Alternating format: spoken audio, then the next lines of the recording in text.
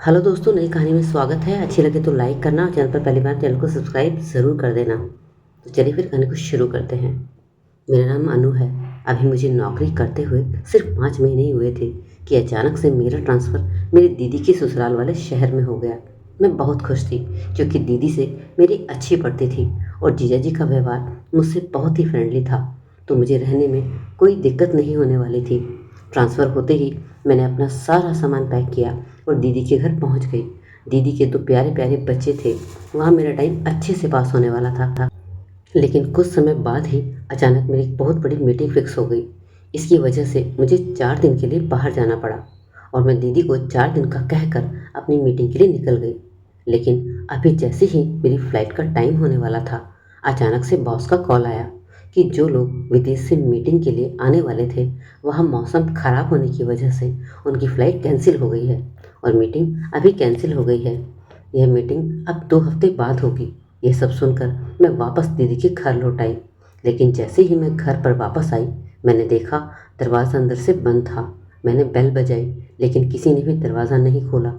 मैंने कई बार बेल बजाई, लेकिन अभी तक किसी ने दरवाज़ा नहीं खोला था। अब तो मुझे टेंशन होने लगी थी क्योंकि जीजा जी तो सुबह ही ऑफिस के लिए निकल जाते थे और दीदी घर पर ही हुआ करती थी। तो दीदी दरवाज़ा क्यों नहीं खोल रही थी? अब मुझे टेंशन होने लगी थी कि कहीं अंदर कुछ गड़बड़ तो नहीं हो गई। बच्चे भी इस टाइम घर पर नहीं थे क्योंकि वे स्कूल जाते थे, तो दीदी घर पर अकेली ही थी। अब मेरी टेंशन और ज़्यादा बढ़ने लगी थी। मेरे पास घर की कोई दूसरी चाबी भी नहीं थी, इसलिए मैं घर के अंदर जाने के लिए कोई दूसरा रास्ता तलाश करने लगी। जब मैं पीछे की तरफ गई तो शुक्र है किचन की खिड़की खुली हुई थी। अब मुझे तसल्ली हुई और मैं जैसे तैसे करके उस खिड़की से अंदर दाखिल हुई, लेकिन दीदी मुझे कहीं भी नज़र नहीं आई। लेकिन जैसे ही मैं थोड़ा आगे चली, मुझे मेज़ पर कुछ फूलों के गुलदस्ते दिखाई दिए। आगे बढ़ी तो दीदी के कमरे से कुछ अजीब सी आवाज़ें आ रही थी। देखा तो दीदी के कमरे का दरवाज़ा थोड़ा खुला था। जैसे कि मैंने अंदर ही झांका तो वह नज़ारा देखा जो मुझे नहीं देखना चाहिए था। मेरी दीदी और जीजा जी उस अवस्था में थे जिसे देखने में ही मैं शर्म से पानी पानी हो गई। वह पूरे जोश में थे, इसलिए शायद उन्हें दरवाजे का खटखटाना तक की आवाज़ नहीं आई। इसलिए मैं तुरंत ही पीछे हट गई। मुझे बड़ी ही शर्मिंदगी हुई क्योंकि मुझे ऐसे पलों को देखना बहुत ही अजीब महसूस हो रहा था। अब मैं दबे पाँव धीरे धीरे घर से बाहर निकलने की कोशिश करने लगी ताकि उन्हें महसूस न हो कि मैं घर के अंदर आई थी। अगर उन्हें पता चल जाता कि मैं घर पर आई थी तो शायद मेरी ही तरह उन्हें भी शर्मिंदगी होती। इसलिए मैं जिस रास्ते से आई थी उसी रास्ते से घर से बाहर निकल गई।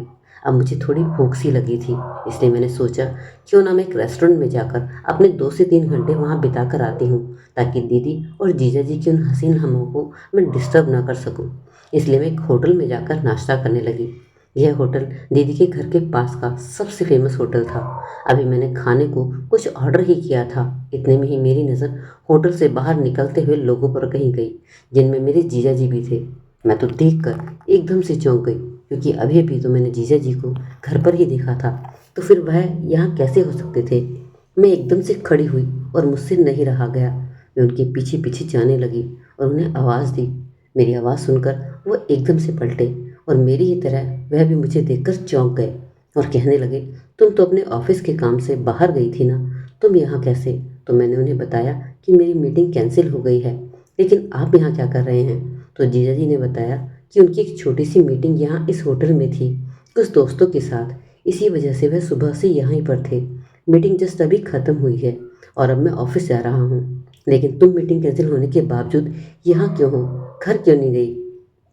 उस पर उस समय मेरे दिमाग में बस वही सारा नज़ारा घूम गया। इसका मतलब मेरी दीदी जिस आदमी के ऊपर बैठी थी वह मेरे जीजा जी नहीं, कोई और था। तो क्या मेरी दीदी मेरे जीजा जी को धोखा दे रही थी? मेरे मन में अचानक से काफ़ी सारे सवाल घूम रहे थे और मैं बस इतनी सोचों में गुम थी कि तभी जीजा जी ने मेरा हाथ पकड़कर हिलाते हुए पूछा, अरे क्या हुआ है तुम्हें? किस सोच में पड़ गई? मैंने तुमसे पूछा कि तुम्हें तो घर जाना चाहिए था, तुम यहाँ क्यों हो? और तुम एकदम से चुप हो गई। अब मैं उन्हें क्या बताती कि मेरे साथ क्या हुआ है और मैंने घर पर क्या देखा है? मैं कैसे बताती कि जो कुछ मैंने घर पर देखा है उसे देखते ही मैं होटल में आई थी? इसलिए मैंने उन्हें बहाना करते हुए बताया कि वह मेरी फ्रेंड ने मुझे यहाँ मिलने के लिए अचानक से ही बुला लिया है, तो मैं उसी से मिलने यहाँ पर आई थी। बस मैं उसी का इंतज़ार कर रही हूँ। तो जीजा जी कहने लगे, ओके, फिर इसमें परेशान होने की क्या ज़रूरत है, तुम बैठकर उसे यहाँ मिलो, मुझे ऑफिस भी जाना है, ऑफिस के लिए लेट हो रहा हूँ। इतना कहकर जीजा जी अपने ऑफिस के लिए निकल गए। लेकिन उनके जाते ही मेरा सर दर्द से घूमने लगा। मुझे समझ ही नहीं आ रहा था कि आखिर ये सब हो क्या रहा है। मैं तुरंत उठी और घर के लिए निकल गई तो एक बार खटखटाने पर ही दीदी ने तुरंत गेट खोल दिया। मुझे देखते ही दीदी अचानक से चौंक गई और कहने लगी, तुम तो मीटिंग में गई थी ना। तो मैंने उन्हें बताया कि मेरी मीटिंग कैंसिल हो गई है, इसी वजह से मैं वापस आ गई हूँ। इस पर दीदी थोड़ी सी नॉर्मल हुई और मुझसे इस तरह थोड़ी नॉर्मल होकर बातें करने लगी। लेकिन उन्हें देखकर अभी तक मुझे यकीन नहीं हो रहा था कि मैं उन्हें जिसके साथ देखा था वे जीजा जी नहीं थे बल्कि कोई और था। फिर भी मैंने अपने मन को तसल्ली देने के लिए दीदी से पूछा कि दीदी, क्या जीजा जी दोपहर में घर वापस आए थे। तो कहने लगी, नहीं, क्यों, क्या बात हुई। तुझे तो पता है ना, तेरे जीजा जी का काम के सिलसिले में अक्सर शहर से बाहर जाना आना लगा रहता है और अगर ऑफिस जाते भी हैं तो शाम तक ही लौटते हैं। लेकिन तुम ये सब क्यों पूछ रही हो, क्या बात है। मैंने दीदी से कहा कि कोई बात नहीं। इतना कहकर मैंने खाना खाया और अपने कमरे में जाकर लेट गई। लेकिन पूरी रात मेरे दिमाग में बस यही सब बातें घूमती रही। बार बार वह मंजर मेरी आंखों के सामने घूम रहा था। दीदी के बच्चे मेरे पास आकर मुझसे बातें करने और खेलने की कोशिश कर रहे थे। लेकिन आज मेरा मन उनके साथ भी खेलने को नहीं कर रहा था। एक मन कर रहा था कि मैं अभी जाऊं और दीदी से पूछूं कि आखिर तुम ये सब क्या कर रही हो। आखिर क्यों वह अपने ही पाँव पर कुल्हाड़ी मार रही थी, अपने बसे बसाए घर को खराब कर रही थी। जीजा जी तो इतने अच्छे हैं, उनकी कितनी परवाह करते हैं, उनका कितना ख्याल रखते हैं, फिर दीदी उनको इस तरह से धोखा क्यों दे रही है। लेकिन मैं उनसे जाकर डायरेक्ट पूछ भी नहीं सकती थी क्योंकि मुझे अभी तक यह पक्का नहीं था कि जो कुछ भी मैंने देखा उस बात में कितनी सच्चाई थी। क्योंकि जब मैंने दीदी को उस हालत में देखा था तो मैं एकदम से पीछे हट गई थी। मैं अच्छे से नहीं देख पाई थी कि साथ में जीजा जी हैं या कोई और। लेकिन मेरे दिमाग में बस इतना ही सोचा था कि जीजा जी के अलावा कोई और कैसे हो सकता है। इसलिए मैंने सोचा कि जब तक मैं सच्चाई नहीं जान लूँगी मैं दीदी से इस बारे में बात नहीं करूँगी। अब मैंने दीदी पर नज़र रखना शुरू कर दिया था। आजकल मेरी दीदी जब भी रात को जीजा जी सो जाते थे तो रात को छत पर जाकर फ़ोन पर बातें किया करती थी। इस बात से यह तो कन्फर्म हो गया था कि उनकी लाइफ में कोई दूसरा मर्द है। लेकिन आखिर दीदी ऐसा क्यों कर रही थी, मुझे कुछ भी समझ नहीं आ रहा था। कुछ दिन बीते, तभी अचानक से मुझे मेरे बॉस का फ़ोन आया कि मुझे एक मीटिंग में जाना है, जो कि एक बड़े होटल में मीटिंग रखी गई है। मैं मीटिंग के लिए होटल में गई, लेकिन वहाँ मैंने फिर से एक बहुत ही आश्चर्यचकित नज़ारा देखा। मैंने देखा दीदी रिसेप्शन पर खड़ी है और थोड़ी ही देर बाद में होटल के कमरे में ऊपर की ओर चली गई। अब तो मेरे कान खड़े हो गए। मैं उनका पीछा करने लगी तो देखा वह एक कमरे में चली गई। मैं नीचे जाकर फिर से रिसेप्शन पर उनका इंतज़ार करने लगी। लगभग 2 घंटे बाद ही फिर से वह नीचे उतर कर आई। लेकिन साथ ही 2 मिनट बाद ही एक आदमी भी उसी कमरे से उनके पीछे से निकला। जो आदमी कमरे से निकला था, आज से पहले मैंने उस आदमी को कभी नहीं देखा था। मैंने अपना चेहरा अपने दुपट्टे से पूरी तरह ढक लिया था। वह आदमी दीदी के पास से बाहर चला गया। लेकिन हैरानी मुझे तब हुई जब दीदी घर की तरफ न जाकर फिर से होटल के बाहर खड़ी हो गई। मैं सोचने लगी कि आखिर दीदी बाहर क्यों खड़ी है। तभी टैक्सी दीदी के पास आकर रुकी और दीदी ने उस टैक्सी में बैठकर जाने लगी। मैंने तुरंत ही दूसरी टैक्सी ली और दीदी की गाड़ी का पीछा करने लगी। मुझे लगा शायद दीदी घर की तरफ जा रही होगी, लेकिन घर तो काफ़ी पीछे छूट चुका था। न जाने वह किस तरफ जा रही थी। थोड़ी देर बाद वह टैक्सी एक होटल के सामने जाकर रुकी। दीदी उस टैक्सी से उतरी और फिर से उस होटल के अंदर घुस गई और कुछ देर रिसेप्शन पर बात करके फिर से एक होटल के कमरे में चली गई। मैं उनका पीछा कर रही थी और यहाँ भी वैसा ही हुआ। दीदी 2-3 घंटे बाद उस कमरे से निकली और फिर से उनके साथ एक आदमी निकला। लेकिन इस बार जो होटल से आदमी निकला उसे देखकर मैं चौंक गई क्योंकि वह मेरे भाई का दोस्त था, अभय था। वह इतनी दूर यहाँ क्या करने आया था और मेरी दीदी उससे क्यों मिलने आई थी। लेकिन जैसे ही वे दोनों बाहर आए, दोनों ही अलग अलग टैक्सी में बैठकर चले गए। मेरे दिमाग में तो काम करना बंद कर दिया था। क्या मेरी दीदी एक साथ कई आदमियों के, लेकिन मैं अपनी दीदी के बारे में इतना गंदा कैसे सोच सकती थी। मैंने अपनी दीदी के साथ अपना पूरा बचपन बिताया था। आज तक मैंने कभी ऐसी हरकत नहीं देखी थी, लेकिन अब तक मेरी आंखें जो देख रही थी वह भी तो कोई छोट नहीं था। आखिर मेरी दीदी होटल में इन आदमियों के साथ कर क्या रही थी? शाम को जब मैं घर पहुंची तो दीदी मुझे कुछ परेशान सी लग रही थी। मैंने पूछा कि दीदी क्या हुआ? तो कहने लगी, मैं घर पर रहकर बोर हो जाती हूँ। तुम भी ऑफिस चली जाती हो और तुम्हारे जीजा जी भी, और बच्चे भी स्कूल चले जाते हैं। तुम सभी अपने कामों में इतने बिजी हो कि तुम्हारे लिए मेरे पास वक्त ही नहीं है कि मैं भी तुम्हारे साथ कहीं घूमने जाऊं। तुम एक काम करो, तुम और तुम्हारे जीजा जी एक दिन के लिए अपनी ऑफिस की छुट्टी ले लो। हम सभी साथ मिलकर घूमने चलते हैं। कई दिन हो गए हम कहीं बाहर घूमने नहीं गए हैं। मैं दीदी का सफ़ेद जुड़ूस सुनकर हैरान थी। अभी अभी तो मैंने दीदी को 4-5 घंटे बाहर देखा था, फिर भी वह मुझे ऐसे जता रही थी जैसे वे कहीं महीनों से बाहर घर से नहीं गई हैं। इस तरह से कुछ दिन और बीते और अचानक फिर से एक दिन जब मैं घर से वापस आई तो मैंने दरवाज़ा खटखटाया, लेकिन आज भी दरवाज़ा नहीं खुला। मेरा दिमाग फिर से वहीं पर घूम गया कि शायद वही आदमी आज फिर से घर पर आया है। आज मुझे बहुत गुस्सा आया। आज मैंने सोच लिया था कि मैं आज इन्हें नहीं छोड़ूंगी। नहीं, दीदी जीजा जी के साथ बहुत गलत कर रही है और उन्हें एक बच्चों तक का ख्याल नहीं है। वे अपनी हवस में इस कदर अंधी हो चुकी हैं कि अपनी सारी सीमाएं भूल चुकी हैं। मैं गुस्से में फिर से खिड़की की तरफ गई और खिड़की से अंदर आई तो देखा सारा सामान बिखरा पड़ा था। और तभी अचानक दीदी के कमरे से उनकी चीखने की आवाज़ आने लगी। मैं भागकर दीदी के कमरे की तरफ गई तो देखा अंदर कमरे में वही आदमी था जिसे मैंने होटल में पहली बार देखा था। वह आदमी दीदी के साथ जबरदस्ती कर रहा था। मुझे गुस्सा आया। मैंने आव देखा ना ताव और उसके सर पर पीछे से वार कर दिया। डंडे का वार इतना तेज था कि वह आदमी तुरंत बेहोश होकर गिर गया। दीदी ने तुरंत मुझे गले से लगा लिया और कहने लगी, अनु, तूने मुझे आज आकर बचा लिया, नहीं तो पता नहीं यह आदमी मेरे साथ आज क्या कर देता। मैंने दीदी से पूछा, दीदी यह आदमी कौन है और यहाँ पर क्या कर रहा है? दीदी कहने लगी, यह आदमी चोर है और घर में चोरी के इरादे से घुसा है। और फिर इतना सुनते ही मुझे बहुत तेज़ गुस्सा आया और मैंने दीदी को चुप करा दिया और कहने लगी, बस करिए आप झूठ बोलना, अब मैं आपका और झूठ बर्दाश्त नहीं कर सकती। तब दीदी मुझे कहने लगी, अरे अनु, तुम ये क्या कह रही हो? कौन सा झूठ? मैंने तिल मिलाते हुए कहा कि अरे दीदी, आपकी काली करतूत के बारे में मुझे सब कुछ पता है। मैंने तुम्हें इस आदमी के साथ उस दिन नंगी हालत में इस कमरे में देख लिया था और होटल में भी मैंने तुम्हें इस आदमी के साथ कमरे में जाते हुए देख लिया है।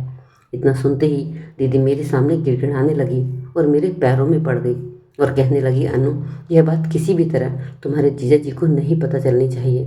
मैं तुम्हारे आगे हाथ जोड़ती हूँ, मेरी गृहस्थी को बर्बाद होने से बचा लो। मैंने उनसे कहा कि अब आप अपने यह मगरमच्छ के आंसू मुझे मत दिखाओ। तुम बहुत गिर चुकी हो। मैंने तुम्हें सिर्फ इस आदमी के साथ ही नहीं बल्कि अभय के साथ भी एक होटल में कमरे में देखा है। यह सब करते हुए आपको एक बार भी शर्म नहीं आई? आप तो न जाने कितने ही आदमियों के साथ कुल छर्रे उड़ा रही हो। आपको तो डूब कर मर जाना चाहिए। इतना सुनते ही मेरी दीदी कहने लगी, हाँ हाँ, तुम सही कह रही हो, मुझ जैसी औरत को तो मर ही जाना चाहिए। और भागती हुई अलमारी की तरफ गई और उसमें से एक गन निकाली और अपने सर पर रखकर गोली चलाने वाली थी कि तभी मैंने उनका हाथ पकड़कर उनके हाथ से गन छीन ली और कहने लगी, अगर दीदी आप इतनी ही शर्मिंदा हो तो आप ये सब क्यों कर रही हो? दीदी कहने लगी, यह सब मैं अपनी मर्जी से नहीं बल्कि मजबूरी में कर रही हूँ। यह आदमी मुझे ब्लैकमेल कर रहा है। दीदी की यह बात सुनकर तो मैं दंग रह गई। मैंने दीदी से कहा कि आखिर ये आदमी तुम्हें ब्लैकमेल क्यों कर रहा है?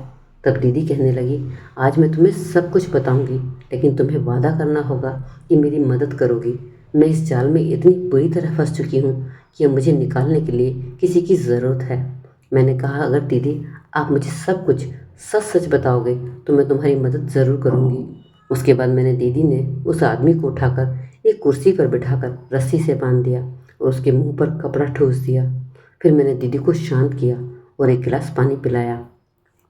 उसके बाद दीदी ने अतीत के जो पन्ने मेरे सामने खोले उसे सुनकर मैं दंग ही रह गई, जिन्हें आज तक कोई नहीं जानता था। दीदी कहने लगी, तुम्हारे जीजा जी मुझे शुरुआती दिनों में बहुत प्यार किया करते थे, लेकिन जब से बच्चे बड़े हुए हैं तब से तुम्हारे जीजा जी ने मेरी तरफ बिल्कुल ही ध्यान से हटा लिया है। ना ही वे मुझे कहीं बाहर घुमाने लेकर गए हैं और न ही उन्होंने मुझे समय दिया। अब मैं जब भी उनसे शिकायत करती हूँ तो बस यही कहते हैं कि मैं पैसा कमा रहा हूँ, सब तुम्हारे लिए तो है। जब पैसे की कोई कमी नहीं है तो तुम्हें किस बात की शिकायत है? दीदी ने बताया कि उन्होंने जीजा जी को कई बार समझाने की कोशिश की कि पैसे से ही सब कुछ नहीं होता, इंसान को एक दूसरे को समय भी देना बहुत ज़रूरी होता है। लेकिन जीजा जी ने कभी भी दीदी की बात को नहीं समझा। इस दौरान हमारी माँ की भी तबीयत अचानक से खराब हो गई थी। तब दीदी को माँ ने घर पर बुला लिया था। घर पर भैया भाभी भी नहीं थे, क्योंकि भाभी के पिताजी का अचानक से देहांत हो गया था, तो वह दोनों वहाँ पर चले गए थे। तो दीदी बच्चों को लेकर हमारे घर पर आ गई थी।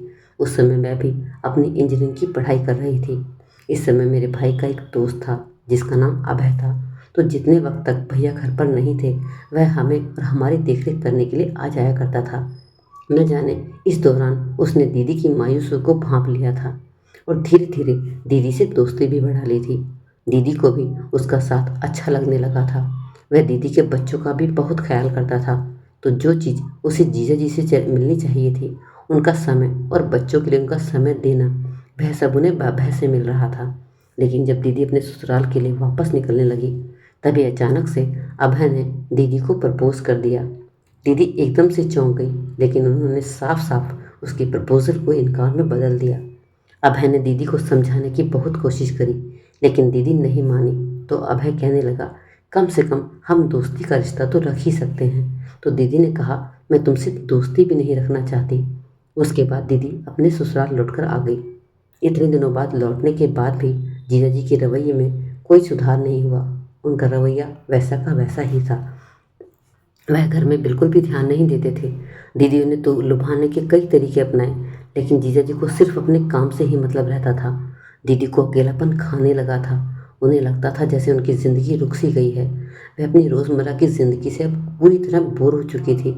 उन्हें अब लगने लगा था कि कहीं ना कहीं वह डिप्रेशन का शिकार हो रही है।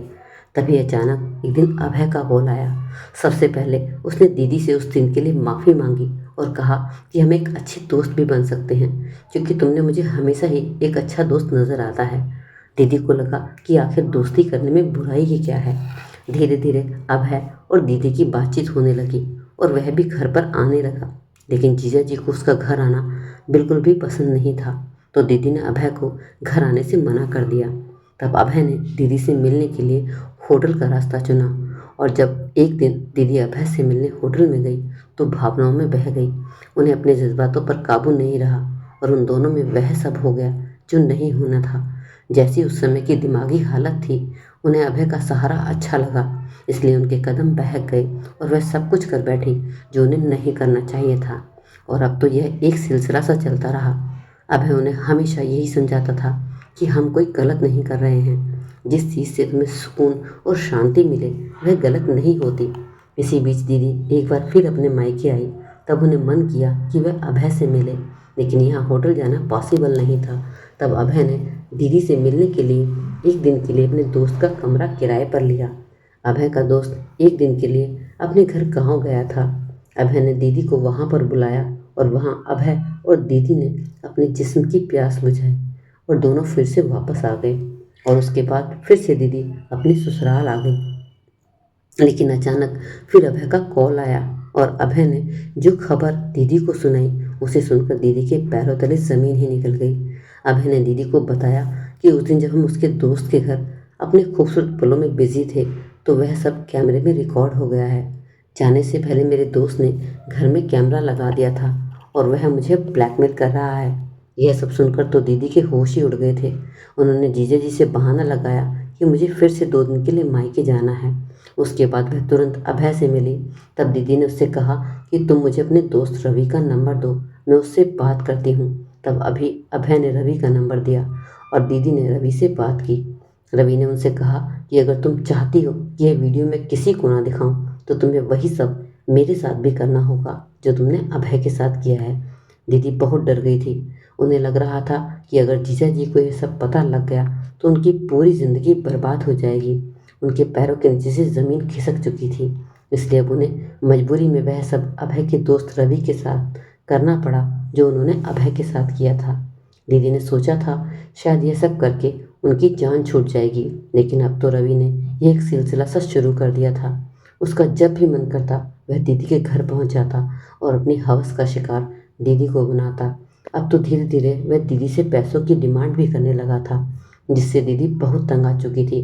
वह एक तरह के जाल में फंस चुकी थी। उन्होंने ये सब अभय को भी नहीं बताया था, क्योंकि उन्होंने अभय से कह दिया था कि मेरी रवि से बात हो गई है और वह ऐसा कुछ भी नहीं करेगा, तुम बेफिक्र हो जाओ। क्योंकि उस वक्त अगर मैं अभय को यह सब बताती कि तुम्हारा दोस्त रवि मेरे साथ वह सब करना चाहता है, तो अभय शायद उसे जान से मार देता और सारा मामला सबके सामने खुलकर आ जाता, जिससे मेरी पूरी ज़िंदगी खराब हो सकती थी। उन्होंने जो भी रवि के साथ रिलेशन बनाए उन सबको अभय से छुपाया, क्योंकि दीदी को लगता था कि अगर अभय को ये सब कुछ पता चल गया तो पीठ पीछे रवि मेरे साथ ये सब कर रहा है तो अभय मुझे ही धोखेबाज समझेगा। लेकिन मैं धोखेबाज नहीं थी। इतना बताते हुए दीदी फूट फूट कर रोने लगी। तभी अचानक से रवि को होश आने लगा। मैंने रवि का फ़ोन तुरंत उठाया और उसके फ़ोन में से वह वीडियो डिलीट कर दी और रवि से कहा कि अगर आज के बाद तुमने मेरी दीदी को परेशान किया कि उसके आसपास भी नज़र आए तो मैं तुम्हारी पुलिस में कंप्लेंट कर दूंगी। इस पर रवि ज़ोर ज़ोर से हंसने लगा और कहने लगा, तुम्हें क्या लगता है यह वीडियो डिलीट होने से तुम्हारी दीदी बच जाएगी? यही वीडियो अभी अभय के मोबाइल में भी है। यह सुनकर तो मेरे और दीदी के होश उड़ गए। यह सब क्या कह रहा था? उसने बताया कि यह सारा प्लान अभय का था। अभय ने ही तुम्हारी दीदी को मेरे घर पर बुलाया और कहा कि इस सबकी एक वीडियो बन जानी चाहिए और फिर हम अनु को ब्लैकमेल करेंगे। उसके बाद तुम भी मज़े करना और मैं भी, और जो भी पैसे हम तुम्हारी दीदी से ऐंठेंगे उसका आधा आधा कर लेंगे और इस तरह से हम तुम्हारे जिस्म और पैसे दोनों को लूटते रहेंगे। और तुम इतनी बड़ी बेवकूफ़ औरत निकली कि तुम्हें हमारे प्लान का पता ही नहीं चला। इतना सुनकर दीदी फूट फूट कर रोने लगी और कहने लगी, मेरे पास मरने के सिवाय अब कोई रास्ता नहीं है। इन दोनों के चक्कर में पड़कर मैंने अपनी पूरी लाइफ, अपनी गृहस्थी बर्बाद कर दी। अगर मैंने इतनी इच्छाओं पर काबू पा लिया होता तो मुझे आज ये दिन नहीं देखना पड़ता। मैंने अपने बच्चों का ख्याल भी नहीं किया। मैं बहुत बुरी माँ हूँ। दीदी फिर से अपनी जान देने की कोशिश करने लगी। मैंने उन्हें समझाया कि आप फिर से एक बार वही बेवकूफ़ी मत करो। यही बेवकूफ़ी कर करके तुम यहाँ तक आ गई हो और आज इस जाल में फंस चुकी हो। अब तो कम से कम जज्बाती मत बनो, अपने बच्चों का ख्याल करो। अगर तुम्हें कुछ हो गया तो इन बच्चों का क्या होगा? तो दीदी कहने लगी, अब तुम ही बताओ मुझे क्या करना चाहिए और मैं इन सब से कैसे बाहर निकल पाऊंगी। मैंने दीदी को शांत किया और कहा कि हमें भी ठंडे दिमाग से सोचना होगा कि क्या करना है। मेरा मानना है कि हमें जीजा जी को सब कुछ साफ साफ बता देना चाहिए। इसके अलावा हमारे पास कोई रास्ता नहीं है। तब दीदी कहने लगी, अगर तुम्हारे जीजा जी को सब पता चल गया तो वे मुझे तलाक दे देंगे और मैं उन्हें छोड़ना नहीं चाहती। इससे अच्छा है कि मैं अपनी जान ही दे दूँ। तब मैंने दीदी को फिर से कहा कि तुम मेरी बात को समझती क्यों नहीं हो? हमारे पास इसके सिवाय कोई और रास्ता नहीं है। पर दीदी जीजा जी को कुछ भी बताने के लिए तैयार नहीं थी। इधर रवि हम दोनों को देखकर हंस रहा था और खुश हो रहा था। तभी अचानक मोबाइल की घंटी बजी तो देखा जीजा जी का फ़ोन आ रहा था। मैंने कहा, दीदी आप घबराओ मत और शांत होकर जीजा जी का कॉल उठाओ। मेरे कहने पर दीदी ने जीजा जी का कॉल उठाया। उधर से जीजा जी ने कहा कि अनु, मुझे 2 दिन के लिए शहर से बाहर जाना है, इसलिए मैं आधे घंटे में घर पहुंच रहा हूँ। तुम मेरा बैग वगैरह पैक कर दो और मेरे लिए खाना बना दो। मुझे आते ही तुरंत निकलना है। यह सब सुनकर दीदी घबरा गई और सोचने लगी, रवि घर पर इस हालत में बंधा है, अगर इस टाइम जीजा जी आ गए तो क्या होगा। तब मैंने दीदी को समझाया और कहा कि पहले आप शांत रहिए। पहले तो जो भी सामान बिखरा हुआ है सबसे पहले हमें उसे जगह पर रखना होगा और उसके बाद हम रवि को कहीं थोड़ी देर के लिए छुपा देते हैं। जब जीजा जी चले जाएंगे तब हम इसे बाहर निकाल लेंगे। थोड़ी ही देर बाद जीजा जी घर पर आ गए। वह इतनी जल्दी में थे कि उन्होंने खाना भी नहीं खाया और तुरंत अपना बैग उठाकर चले गए। उनके जाने के बाद हमारे मन को थोड़ी शांति हुई। अब मैंने दीदी से कहा कि हम दोनों मिलकर रवि को यहाँ पर बांध देते हैं। उसके बाद आप अभय को कॉल करो और कहो मैं घर पर अकेली हूँ और तुम्हारे साथ कुछ समय गुजारना चाहती हूँ और उसे घर पर बुलाओ। दीदी ने वैसा ही किया जैसे मैंने कहा और जैसा कि अभय हमेशा ही शरीर का भूखा था, वह सुनते ही कुछ घंटे बाद घर पर आ गया। दीदी ने तुरंत उसके लिए चाय बनाई। मैं कमरे में जाकर छुप गई थी और बाहर से ही सब कुछ देख रही थी। हमने पहले से ही प्लान बनाया था कि हम उसे बेहोश कर देंगे, इसलिए चाय में हमने बेहोशी की दवा मिला दी थी। कुछ देर बाद ही वह बेहोश हो गया और मैंने तुरंत पुलिस को कॉल कर दिया। एक पुलिस वाला हमारे घर पर आया और मैंने उसे सारी घटना के बारे में बताया और साथ ही पुलिस वाले से यह रिक्वेस्ट भी की कि आगे जो भी कार्रवाई होगी उसकी जानकारी आप मुझसे लेंगे और सारा कुछ मैं ही हैंडल करूँगी, क्योंकि मेरे जीजा जी को इस बारे में कुछ भी पता नहीं चलना चाहिए, नहीं तो मेरी दीदी की ज़िंदगी बर्बाद हो जाएगी। क्योंकि मेरी दीदी का ससुराल एक ऐसी जगह था जहाँ दूर दूर तक कोई घर नहीं थे और ना ही किसी का आपस में ज़्यादा बोलचाल थी। इस वजह से किसी को कुछ भी मालूम नहीं हुआ कि हमारे घर में कोई पुलिस आई है। पुलिस उन दोनों को पकड़कर ले गई और आगे की जो भी कार्रवाई थी, कोर्ट में दीदी की गवाही या कुछ भी हो, वह सब मैंने ही हैंडल किया। जीजा जी को हमने बिल्कुल भी पता नहीं लगने दिया। दीदी अब बड़ी परेशान सी थी, वह मेरा शुक्रिया अदा कर रही थी और अपने किए पर बहुत शर्मिंदा भी थी। वह अपनी नज़रों में गिर चुकी थी। मैंने उन्हें समझाया कि अब तुम्हारे किए की कोई भी माफ़ी तो नहीं है, लेकिन आइंदा ख्याल रखना कि जीजा जी के अलावा तुम किसी दूसरे मर्द के बारे में अपने मन में ख्याल तक नहीं लाओगी। उन्होंने मुझे बहुत शुक्रिया किया और वादा भी किया कि आज के बाद वह अपना ध्यान पूरा का पूरा बच्चों और अपने पति पर लगाएगी और अपनी इच्छा और जो भी परेशानी है जीजा जी से बैठकर हल करेगी। उधर रवि और अभय को सबक मिल चुका था और इधर दीदी ने भी अपना सबक ले लिया था। दोस्तों, इस कहानी के बारे में आपकी क्या राय है, ज़रूर कमेंट सेक्शन में बताइएगा। और अच्छी लगे तो लाइक तो आपने कर ही दिया हो, चैनल को सब्सक्राइब भी कर दीजिए। मिलते हैं नई कहानी के साथ एक नई वीडियो में, तब तक अपना ख्याल रखें। Take care, bye bye, good bye.